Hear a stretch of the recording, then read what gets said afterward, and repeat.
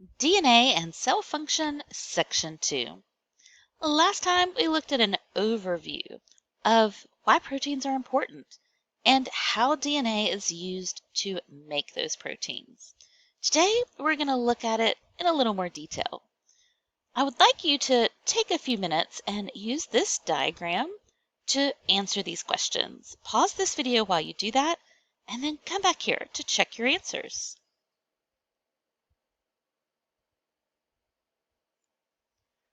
In the diagram, you can see that we are inside the cell. So where does protein synthesis happen? It happens in a cell.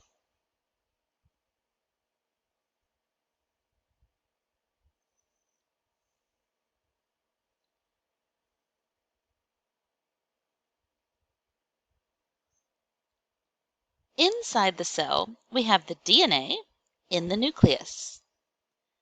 The first step of protein synthesis is called transcription. If you break that word down, you might see a word you notice that you already know called transcript. A transcript is something that we're pretty familiar with. If you're watching a video, you can use the transcript, which is a typed version of all the words that were spoken. DNA makes a transcript using RNA. That's what happens in transcription, and that happens in the nucleus. That transcript of RNA, called mRNA, then leaves the nucleus and goes to a ribosome, where the transcript is used 3 bases at a time to put together amino acids in a specific order. You might remember amino acids are the building blocks of proteins. So through this process, DNA is used to make a transcript, and the transcript is used to organize which amino acids will go in the chain of amino acids that make up a protein. So what does protein synthesis build? It builds a protein.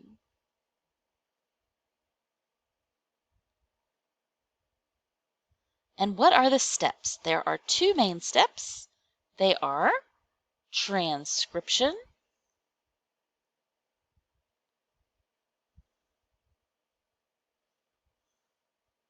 and the second step is translation. So first you're going to make the transcript, and then the cell is going to translate that transcript into a different language, the language of proteins. In transcription, the DNA unwinds a gene and an mRNA strand is made. That is the copy, the transcript of the gene.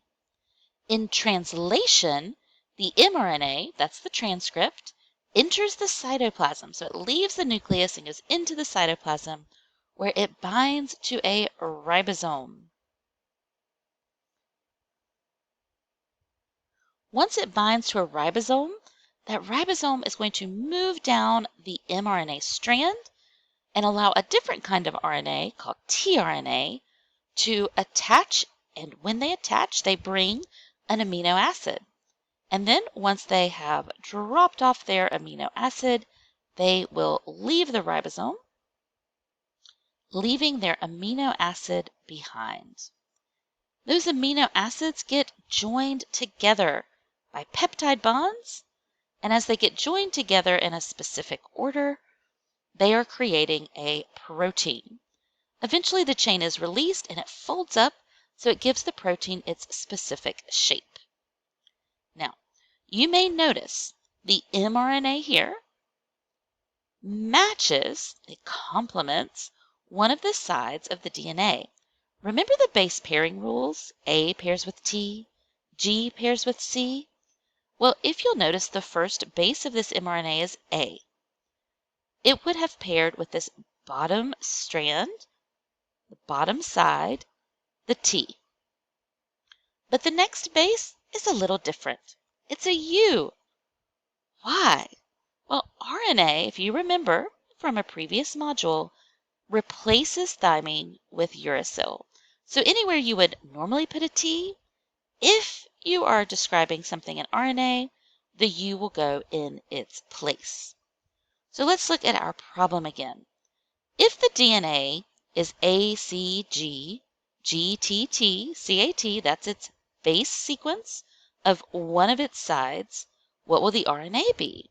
Well, the A would normally pair with a T, but because it's RNA, we're going to replace that T with a U. The C will continue to base pair, just like always, with a G. The G would base pair with a C. There's another G, so I'm going to put another C there. There's a T, so I'm going to put an A. A T with an A. A C with a G. An A would normally pair with a T, but I don't use T in RNA. I replace it with a U and the T with an A. Don't worry, you'll get plenty of practice doing that.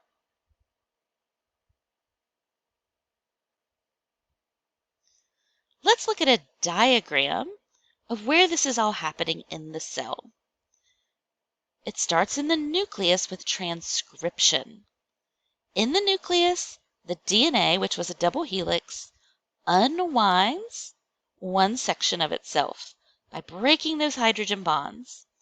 The transcript of mRNA is made by base pairing with just one side, replacing T with U because RNA doesn't use T.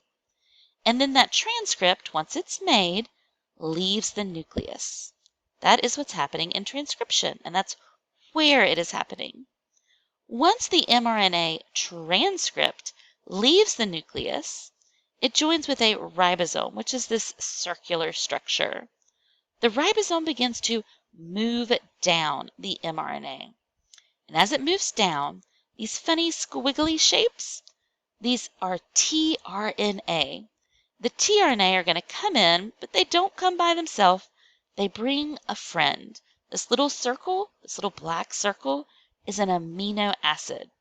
And as each tRNA comes in, it leaves the amino acid it brought behind. The amino acids get joined together at the ribosome by peptide bonds in a growing and elongating amino acid chain until it reaches the end.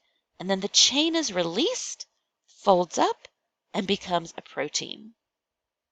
All of that is translation, the second step, and it's happening in the cytoplasm of this cell. So let's review what we just described. Where in the cell does transcription happen? Transcription is happening in the nucleus.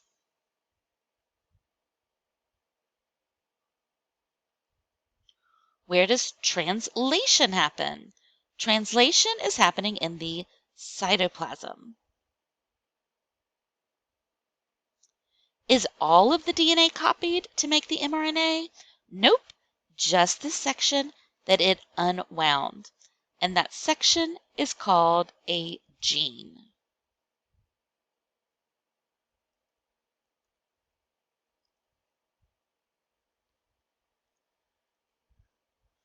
What cell organelle attaches to the mRNA in the nucleus? That is the ribosome. What type of RNA brings the amino acids? The tRNA. That T stands for transfer. And what chain is made? It is an amino acid chain, which will become a protein.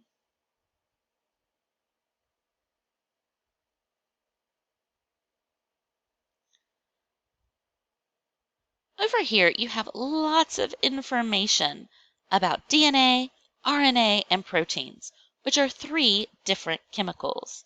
DNA and RNA are both nucleic acids. They're made of nucleotides.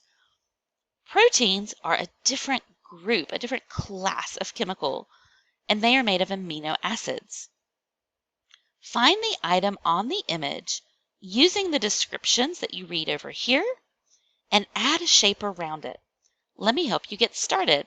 The first is a gene, and we can see the gene pointed to right here in the diagram, and we want to add a red rectangle. So I'm going to come right up here, and I am going to grab a rectangle. Actually, I'm going to do that using a text box to make it a little easier for myself.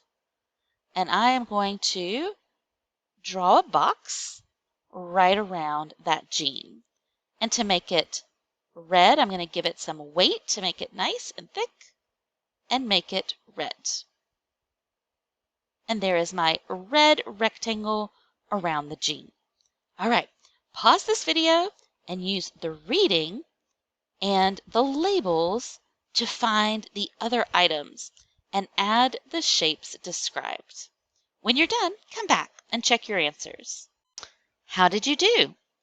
Did you add a blue rectangle around the mRNA, a blue circle around a tRNA, a red circle around the protein, a black square around an amino acid, and a purple square to the R group?